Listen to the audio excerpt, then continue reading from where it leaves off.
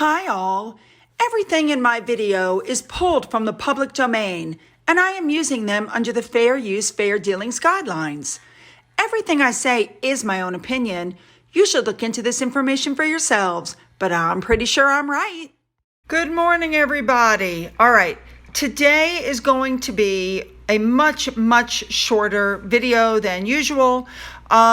But we're going to cover some topics, and there's a video at the very end that I want you guys to see. So hang on to that. Hang on till the end so you can make sure that you see that, okay? So let's just jump in there and get going, shall we? Let's go. To start with, we're going to look at a visit that actually took place a couple of days ago at Strathen Cairn. And for those who don't know what that is, it's a place that provides care, love, and support to people in Forth Valley, Cumbermould, and Killsleaf living with a terminal illness. It's a hospice, essentially. So Princess Anne, the Princess Royal, went to visit there, and they presented her with a fabulous gift. You know, I love the fact that when she gets there, she greets everybody and then she puts on her mask because she understands that these people are quite ill and medically fragile. They looked happy to see her. They presented her with a picture of her from 1971 riding Doublet, her favorite horse. It's a beautiful piece of artwork. I know that Anne truly appreciated it. Look at that. How nice. You know that's one of those gifts that she's actually going to hang up when she gets home. All right, let's move on. While we're talking about the Princess Royal, she also attended the Order of the Thistle service for the installation of the Right Honorable Dame or Dam, however you say it, Alicia Angliolini, I hope I'm saying that right, and the Right Honorable Sir George Reed at St. Giles Cathedral in Edinburgh today. And Anne's husband, Sir Tim Lawrence, was with her. You know, I've told you guys before, I love these older things that they do because you know that this is so steeped in tradition and that these outfits they're wearing are probably identical to the outfits that were worn, 400 years ago, 500 years ago? I love it. I just love it. All right, here's a few snippets. Watch this.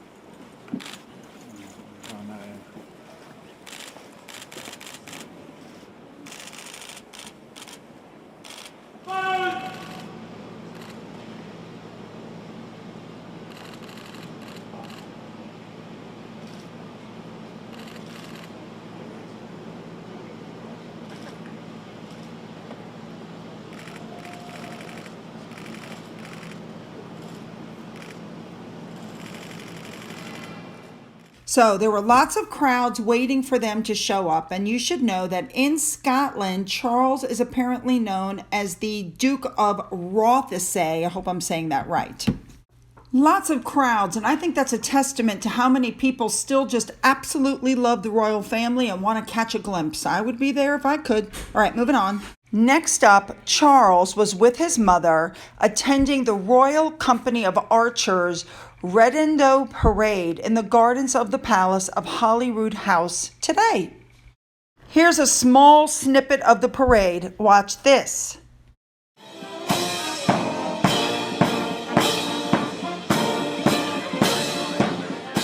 For those of you who are unaware, the Royal Company of Archers is also known as the Bodyguard for Scotland. The Queen, as usual, looked absolutely gorgeous. I love, again, the vibrant color. She's another one that can wear just about any color. I don't recall ever seeing her in a color that I don't like. Anyway, she looked fabulous. Doesn't she just look lovely? I mean, for a 96-year-old woman, she looks fabulous. She has such nice skin. Okay, I know I'm just rambling, but I just had to throw that out there. All right, let's keep going. Now, during the parade, of course, Charles, looked at the troops, but the Queen was handed something called a redendo from the Royal Company of Archers, and it was a piece of specially cut glass made just for her. Love it. Here's a snippet of the conversation that took place right after she received it. Watch this. To present a pair of arrows every Whitsunday. Oh. But only if you ask for them, which I hope you won't. A big thank you to Sunshine Breeze for pointing out this other person's post, and a big thank you to them for pointing out that our favorite Scotsman, Johnny, there's Johnny. Looking good, Johnny. Ooh, looking good. As you can see, it was a fabulous day. All right, let's move on to our next story. All right, we all know that Meghan is throwing herself out there into American politics. Now, here's the thing. People don't care if Meghan Markle throws herself into politics. People care that the Duchess of Sussex, as she only wants to be known, is throwing herself out there. Representative Lisa McClain, who is a Republican, said this is just another attempt from the ex-royal to insert their British drama into American politics. I don't think anyone on this side of the pond cares for Meghan Markle's opinion on killing babies. I think her running for president, however, she said, would make a great episode of The Crown. In the meantime, Representative Buddy Carter said, Americans made it clear in 1776 they don't want members of the British royal family making decisions for them. Now, this all happened because Meghan stepped up and said she was willing to go to Washington to join protests against Roe versus Wade. I can't imagine how that would go because she needs so much security and doesn't want people around her. She'd probably have to stand to a side by herself with a sign. Supposedly, she's seething over the decision. And of course, we all know that she drugged Gloria Steinem, who's 88 years old, into the fray and said to her, I guess we'll be making a trip to D.C. soon. And, unbelievable. And then in the interview with Vogue that I already told you guys about, she said that men should be more vocal with their anger of the appealing of this ruling. Now, of course, she was invited to join the Democratic Party, and she was told that she would make a great president. So here's my thought process. She should run, because in running, she and Harry can't have titles, and Harry can't be a UK citizenship. So I say, let Harry give up his UK citizenship, give up all the titles, be a nobody, take yourself out of the line of succession, let Meghan run, she'll fail, and then they'll definitely be at the bottom of the pile. And I completely agree with this comment by Rachel Campos Duffy. Little princess can't have it both ways. Either denounce the British crown or stay out of American politics. Exactly spot on.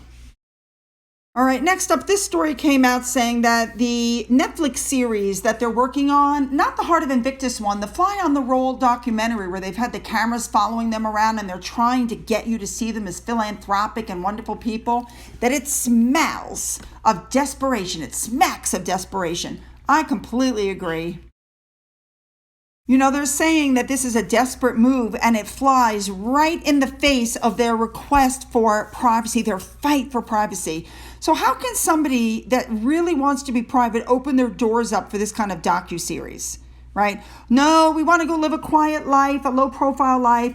And then ever since they've been in California, they've basically put themselves up for sale to the highest bidder. So this really does smell of desperation because they need the money. And I've told you before, I think the deals are drying up. I think the money's drying up. By the way, just to throw this in there, this article came out asking why Meghan is still demanding to be called a duchess. And it's saying in the article, there's really no good reason why she still holds the title. She only got it by marrying Harry. And apparently she still makes people refer to her as royalty. In other words, when she sat down to read that book, The Bench, to the kids, she said, I'm Meghan, the Duchess of Sussex, and today I'm going to read you my book called The Bench. So even though they're no longer working royals or the member of the royal family, and, she's insisting everybody still use that title. Ugh. Next up, do you guys remember when I said in the video that poor Harry, because the grass always looks greener on the other side until you get there and realize it ain't that green and you still have to mow it? I think that's where Harry is now. I mean, these are the stories that are starting to come out. Look at that. Look at that headline. How about this one about the Spotify deal? I could totally see why Spotify is upset. I mean, she's killing her own deals. Ugh, what an idiot. All right, this is going to be my last thing for today. Do you guys remember I showed you when Harry and Meghan went down the aisle at that church when they were late? And I think they were hoping to sit on the outer area. Remember, the seats were assigned. The Queen had to sign off on the seating chart. Everything was done specifically to make sure that no major royals were photographed together. And everybody said, look, they got their own promenade. But of course, now we know they were late. But did you guys notice that guy in the red that was next to them, walking them? He was there to make sure that they sat specifically where they were supposed to. Now, somebody sent me this video which shows them arriving at their seats from a completely different angle. And it shows the man in the red jacket basically telling Harry and Meghan where they're going to sit, touching Harry on the arm, to move him back, and making everybody move. I just got this. So watch this.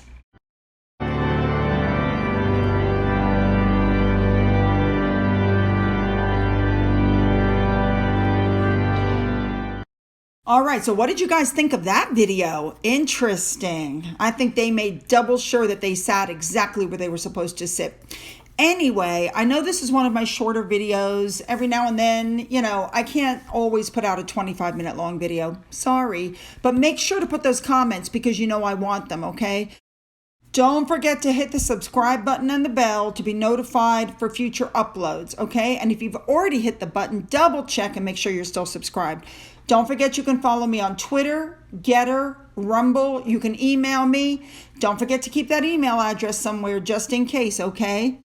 For those who have donated to my coffee fund and who have donated through the thank button on my video, thank you guys very much. And as always, you guys, have a great day.